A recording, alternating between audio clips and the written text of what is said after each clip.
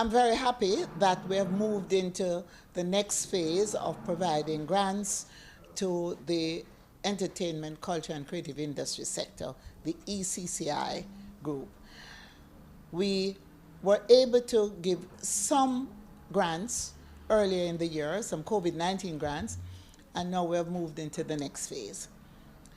We're looking at individual grants during this period of $60,000 per individual. Next year, we will roll out other grants in other categories. We have created a platform in order for the applications to be made for the grants. You must be a member of the e-registry. When you go on the ministry's website, you will be able to complete the application for the grants. And if you're not a member of the e-registry, at that time you can also complete your application to be on the e-registry. But in addition to all of that, you have to belong to an industry organization.